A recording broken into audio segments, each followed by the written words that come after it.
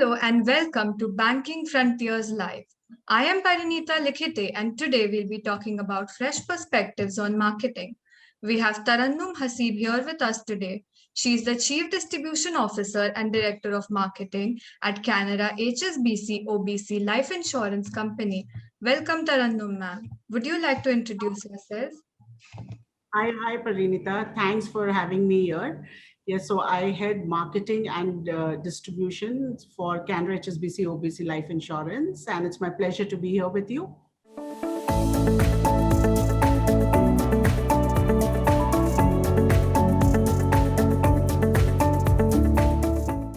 I think in the last couple of years, the field of marketing has tremendously undergone a change.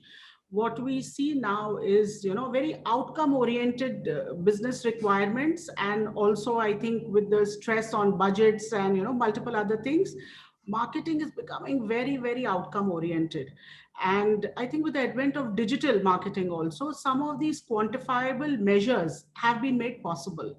So I think one big learning for all marketers now has been that please create marketing plans and also efforts which are completely measurable, quantifiable, and clear value add to the business. So there was a time, when you had ATL and BTL marketing and there was no digital. So now the whole media plan today, if you see any media mix today, it is, a mix of digital plus other opportunities. And then quantifying all of this is become very much possible. So I think that's a big learning for the entire marketing fraternity. And I think all of us are growing and doing that. So that's really important. The other thing also we've noticed is, the way the consumers today are absorbing information on products and servicing. So the expectation levels are different. The amount of detailing required is very different. So there's a lot of focus now on consumer insights. So I don't think any marketer can make any strategy now without having sharp consumer insights and coupled with data analytics. I think data analytics has become a huge and important part for marketing today. So I think a blend of all of this is, really the new face of marketing. Right, ma'am. So it's like smart goals. Smart goals, achievable goals, and measurable goals. Because, there was a time when, people would do marketing, ads, media spend, but, there was no direct impact quantifiable. Changing, organizations and your board expects you to quantify. So I think that's the new thing, and it's good. I think it's a very good development because the more you can show value add to business in a measurable way, I think you'll have more endorsements for every initiative which you do. So I think that's what we follow internally, and our marketing team has really moved their goal sheets into quantifiable, measurable goals, and I think that is helping us get more spends towards our own initiatives, and also organization values it even more.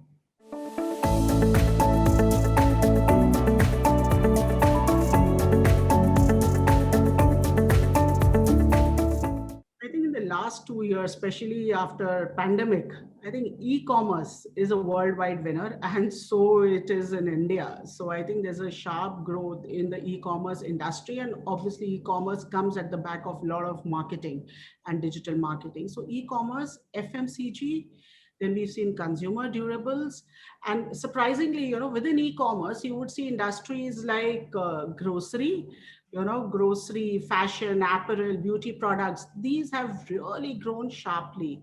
And then, of course, you've seen sectors like telehealth, which have really grown in this last 2 years. Pandemic days, yeah. And I think in India, especially, you see that telecommunication has played a huge role. I think everyone on the road and street, you see, whichever bracket they all have, irrespective of income, they have a smartphone. They're all on 4G, 5G. So that has made all thanks to Geo, actually. So all this has actually helped, these particular industries flourish. So I think telecom is sort of the bedrock of all this progress which has happened in the past couple of years. And in Q4, so there are a lot of reports, which are there in public domain. In Q4, we actually saw in India, the growth of e-commerce to up to like 30 to 35%, which is pretty much very high. And we expect the overall CAGR growth of e-commerce to be up from 19 to 24, that is 2019 to 2024, a growth of 27% CAGR, which is phenomenal. So I think these industries are going to be the leaders as far as marketing is concerned. We've seen like Amazon and Flipkart also come up with groceries and stuff.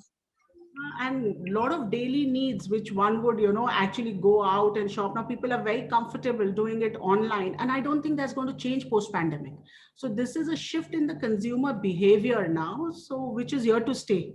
So I think all of us have to realign our marketing strategies according to this new reality and quickly adapt to a lot of online mediums, because that's what the consumers are used to today.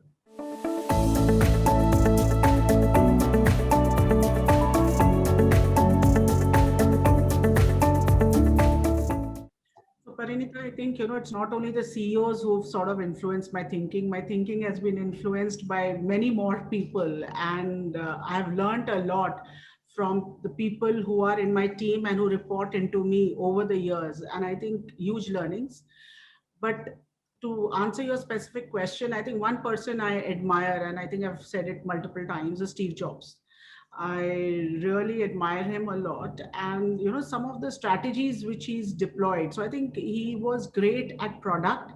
He was a great strategist, and he was a great marketer. I mean, if you see his videos on launch of iPhone, I mean, one of the most amazing launches and the way to market a product. So I think excellent person with a lot of strategy and marketing blend put together. Also, I think something which he created was, he started a new line every time, a new line of product, which cannibalized his own line. He actually made his own product obsolete and started a new product. So, which was a phenomenal strategy, I think. And once Apple started it, I think others followed suit. So I think that was a fantastic thing which he started. And also he's created an Apple cult. There's an Apple cult today, and there is a prestige associated with Apple. So it's not easy to create that kind of vision, and I think it must have taken a lot for him to actually implement that. So creating a vision and implementing, and seeing success of both together, I think is amazing. So that is one. The other one whom I worked with, I must say, is one of my line managers and CEO of SBI Life, Mr. Roy. I think he actually taught me what emotional intelligence is. And business is all about people. So no matter how fancy gadgets and systems you have, finally at the core of it, it is people. So how to harness talent and how to stay connected with people, I think I learned firsthand from him. And I think I value it a lot, and I actually practice it. And it has helped me, through all my phases of my roles. So I think these two I would like to mention, of course, and there are many more people who influence you in your journey. So now they say like emotional intelligence is actually more important than IQ. Correct. Because, finally, you could be a subject matter expert, but if you're not able to have people see your vision or your team see your vision, I think alone you can't do anything. So you're as good as your team. So I think that's extremely important. And I think I learned that lesson early in my career. So which really helped me. And I think some leaders, when you see them act it out, I think you have a walk the talk right in front of you. So it helps you imbibe better. So I think I must thank him a lot for this part of myself.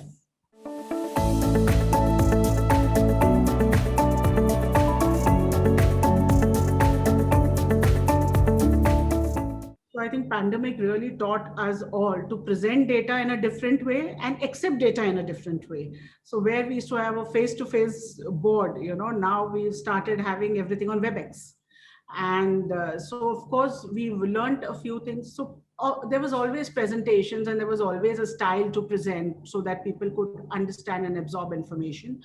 But I think what we learned during the pandemic was to keep a presentation really crisp to the point, because if it is long on a Zoom or a WebEx, I don't think anyone's interest will hold beyond a point. So I think smart infographics and crisp content, and also a lot of offline engagement, because which you can't really do justice to on a board meeting on a WebEx.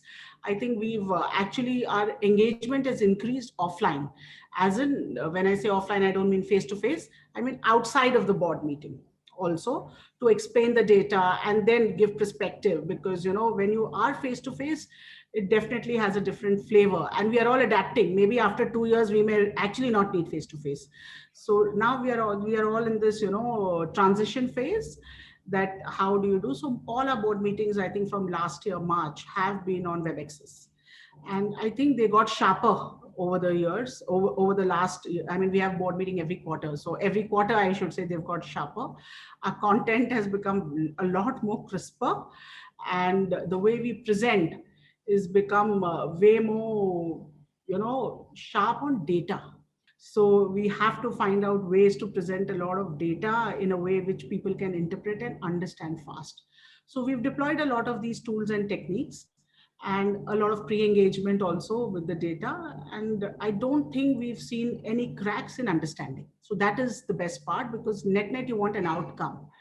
And I don't think we had a compromised outcome anywhere in our internal or external meetings. I think business is running. Of course, the sentiments are low, so it does have impact on the business in that sense. But we frankly, on a new business premium basis, last year we actually grew. We managed to grow by roughly 35 to 40%. So I think that is something which actually demonstrates that we've used all these tools and techniques and managed to grow our business, and also get support from the board for all our revised plans, because with pandemic we had multiple revised plans, and I think all of that went through. So I think the techniques which we used and we deployed during this period, I think yielded results for us.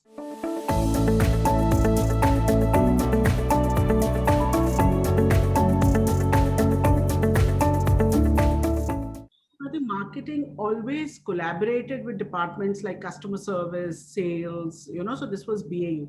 But now I think the focus is way sharper, because like I said right in the beginning, that for marketing, goals have become very measurable now and outcome oriented. So I think a strong collaboration with sales is extremely important. And I think that has started along all industries. And in the financial sector, for insurance, for example, if I would say, yes, there is a lot more collaboration between marketing and sales now, because a lot of it has also become digital and lead generation, especially in pandemic. So that collaboration is very strong. With customer service, it's become very strong now and will have to be stronger, because we are trying to reach out to the customers on e-platforms.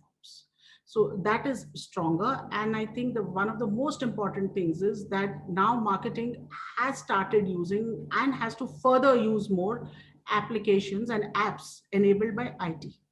So I don't know whether earlier, how much of IT enablement was required in marketing, but today it is a given, because you have to reach out to customers basis their segmentation and sharper segmentation and customer insights.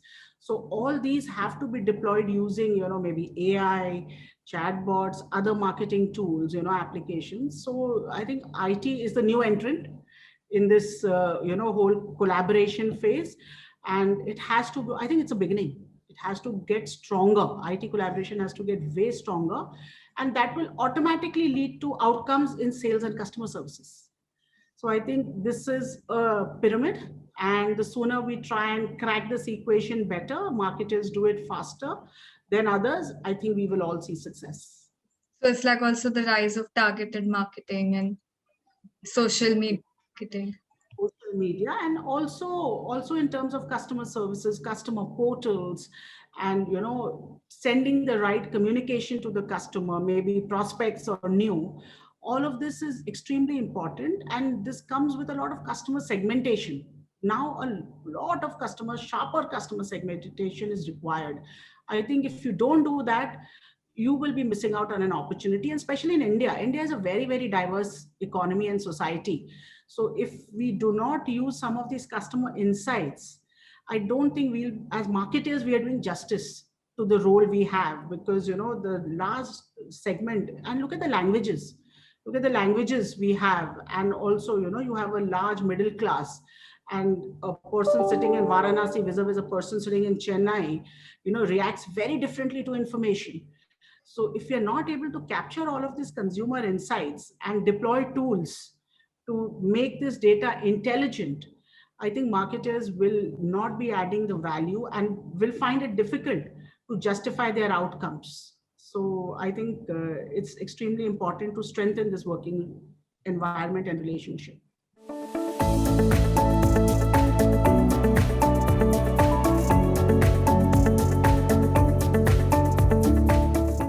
Yeah, so when I was just wondering when you asked this question, because I have not studied marketing. So I'm a finance professional. I'm a chartered accountant Oh, who finance, headed finance for a number of years, rather 10 years, and then a decade, and then moved on to sales to experience what's there on the other side of the coin. Because, and that's how now I've been in sales for like around 12 years, 13 years onwards. And then I was fortunate enough to have marketing added to my portfolio. So I'm a marketer by practice and not through academics. So I think my experience will come from a lot of practical, experience and ground realities. So I think for marketers and for students, I think it's a great opportunity to blend, mm, maybe, a creative element and actually give business outcomes with creative element. So it's actually a mix of best of both the worlds, that you use creativity to deliver business outcomes. So that's I think a fantastic combination. And if marketers are able to understand dynamics well of the business, and also marketing fundamentals are strong, they can also move industries, because marketing cuts across multiple industries. So they can move industries very easily, as long as your, of course, fundamentals are strong. So I think students out there, you have a great opportunity to explore in the marketing world. And as far as the cons are concerned, I think if you're not updated on what are the new things which are happening, which is true for every industry, but for marketing students, I think customer trends, research, analysis. So contrary to, when people see marketing and they say TV ads, and, it's a very rosy picture, but I think there's a lot of hard work which goes behind that, and a lot of research and analytics. So a lot of reading is required for marketers to do justice to a smallest media campaign. So if they don't do that, I think outcomes will be compromised. So that is the con part of it, that if you don't sort of, keep yourself updated, do not read enough, I think it will compromise your outcomes. And finally, ROI is what, the corporate world sees. So I think ROI is something which should never leave anyone's mind. And that's how I think one can justify this whole equation. basically, you just have to love what you do. Now, You what love you do, marketing, then only you will read, and then you will you be up. you need a curious mind. You need a curious mind. If you just consume information as it comes, then I don't think you'll be doing justice. And that's true for every field. But for marketing, I think it's even more important, because you actually have to convince so many people. And how will you end up convincing them if you don't know much about their behavior, their trends? So I think it's very important for marketing people to be up the curve on consumer insights, data analytics. So I think those are important facets of marketing.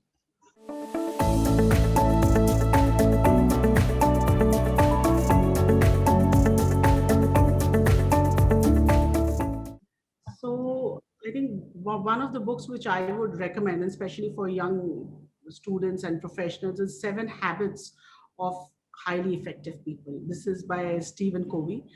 And I think it's a lovely book. It actually, and the genesis is what Stephen Covey believes actually is that, our habits and our character is made up of our habits, and that's what defines us and what we are, and also defines the way we see and achieve our success. So some of these are very simple, but if you go through the book and read it, it's very interesting. It's like, if you be proactive, do the right thing the first time, and it should be a win-win situation. Understand before you expect people to understand you, you understand them. So some of these are like, these seven habits are very, very simple to practice, and I think very real. And I personally prefer books which are grounded and which people can understand faster and adapt and think, okay, this can be done, easy to do, and I can relate to it. So I think this is a great book for marketing professionals, especially the young professionals.